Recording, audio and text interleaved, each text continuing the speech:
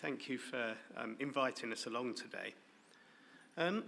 So this is actually about the CQI project that we've started, but also a little bit of history of CQI in St Andrews, because the pandemic has actually brought our continuous quality improvement programme along no end, due to kind of unfortunate events though. So just a little bit about St Andrews to start with. So we're a mental health charity. We provide inpatient services across a number of different areas. We have bases in Northampton, Essex and Birmingham. As you can see, we've been around for quite some time. 1838 is when the charity was first founded, with 90% of our patients coming from NHS backgrounds.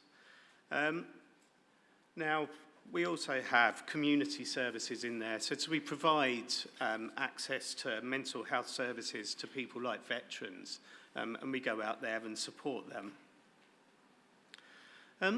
So our continuous quality improvement journey started back in 2019. So for those of you that have been involved with quality improvement in NHS trusts, it's not an easy thing to get going, because in many trusts, and certainly within St Andrews, it was more based around a control and command type culture, whereas continuous improvement is very much about the people in the work know the changes that need to happen, they can see the problems, and they deal with things on a day-to-day basis. So we set up a team in 2019, and we looked to people who had already implemented. So we had conversations with CUSA, we had conversations with particularly East London Foundation Trust, who's a bit of an exemplar. But times was hard, and trying to get the momentum going was proving difficult. In August 2020, we had a pretty bad outbreak, a COVID outbreak, and particularly massive effect into one of our elderly male wards. And I think it's fair to say we're a mental health charity in hospital, and all of those things that probably are more at work in acute settings around IPC controls weren't really in place in St Andrews. We had one representative of IPC to support the entire charity, and that charity employs over 4,000 staff. So one of the things that happened was the IPC team was actually more properly founded, and we have more staff in there now, and things happened quite quickly in terms of uniforms were rolled out and those sorts of things. So as a charity, we've not had uniforms for quite some time. What happened was NHSE got more involved. They were doing 15-step challenges in a number of our wards. They were looking at our data recording, and they offered us the services as one of their improvement advisors. There's a wonderful lady called Professor Susan Fairley. She spoke to us from the Continuous Quality Improvement team, asking us what it is that we were looking to achieve within the charity, as well as seeking the guidance on what we have from an IPC perspective, taking all of those results from the NHSE inspections. So she, with us, sat down and we formulated a training course, a 6-session training course. Professor Susan, she put together a lot of the contextualising based around the NHS change model, whereas we were asked to put together the things around the potential tools such as driver diagrams, etc., and measurements.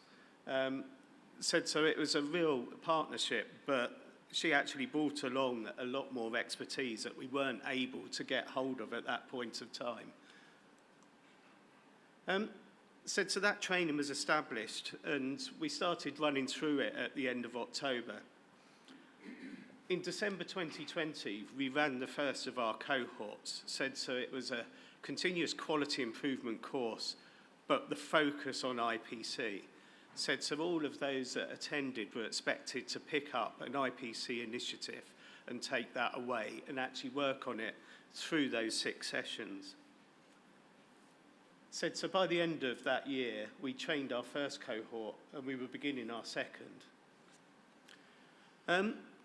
By December 2021, Dr. Susan had gone away from the charity in about March 2021.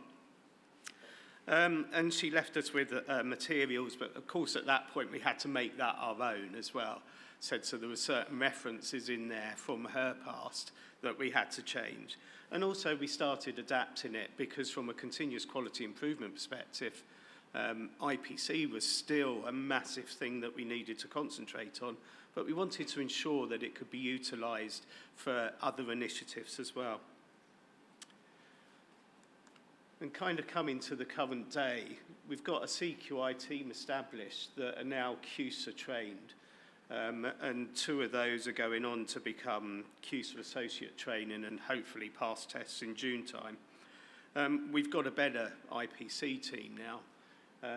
We've also got a number of people that have been trained. So we've had, across those cohorts up to the end of December, over 70 people have been trained. We're looking at other training courses and we're starting our cohorts again in May. So to training, it took fair to say, it took a bit of a toll on us because much like everybody else in the world, we didn't really understand the technology we're dealing with. And to start with, we could have some classroom type activity. But that actually quickly moved into, no, come on guys, you can't do that. We need to be socially distanced. So it's very much a Teams setup. So this is just a sample of the first 2 or 3 cohorts. And there's people in there, there's psychiatrists, psychologists, nurses, nurse leaders, HCAs, our IPC function, hotel services, occupational therapists, and some of our administrators as well.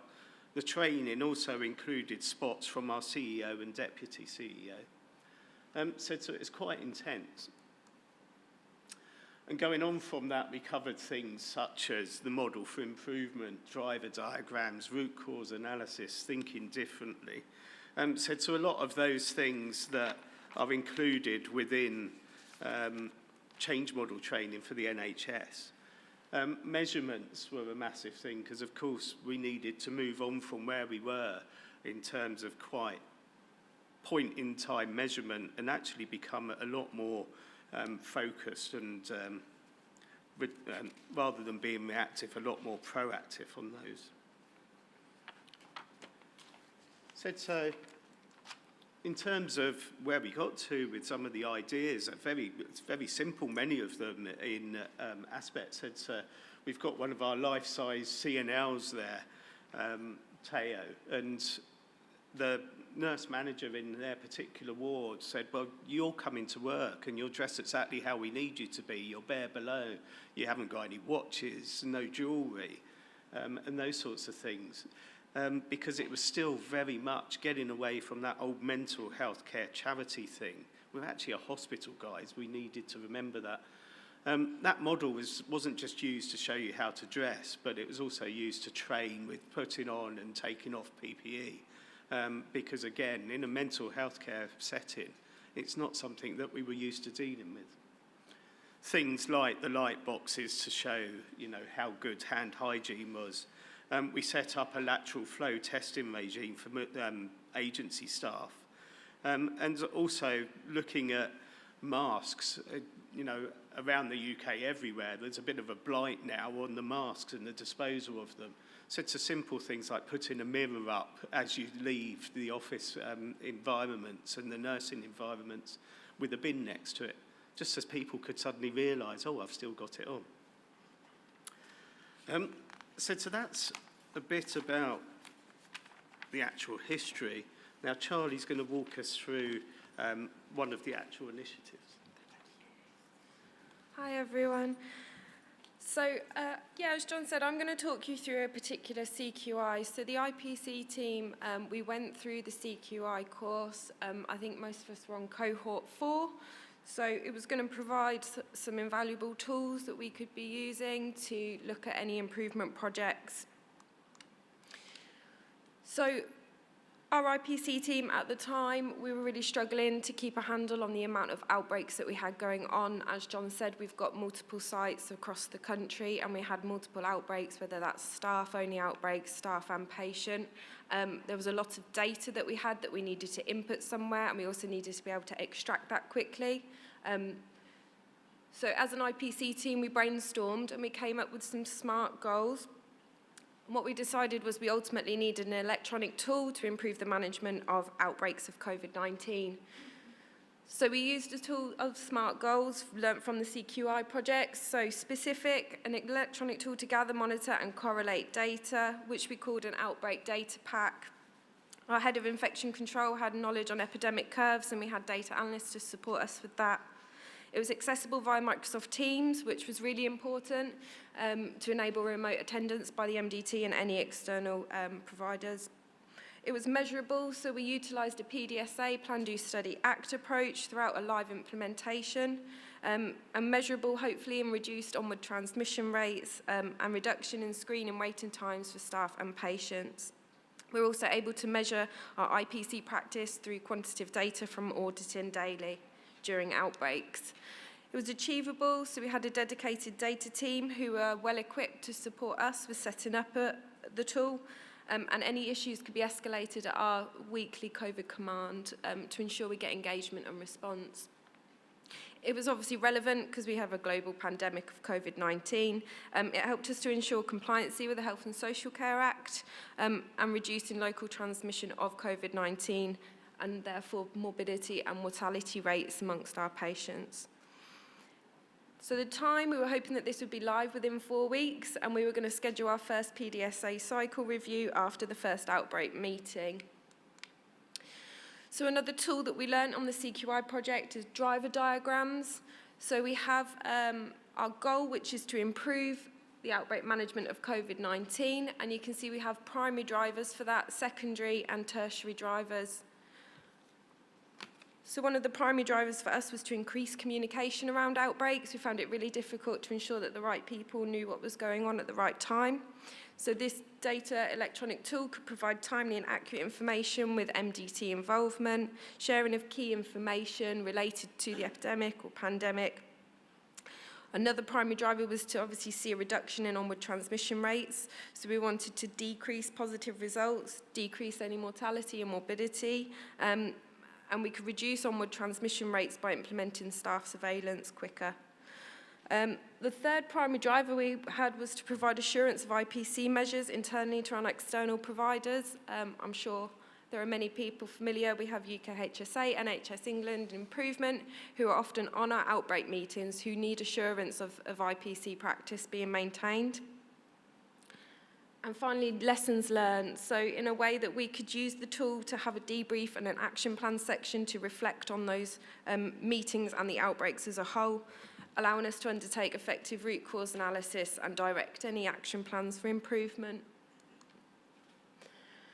There's just a couple of examples of our PDSA cycles that we went through. So I'll just go through really after our first PDSA cycle.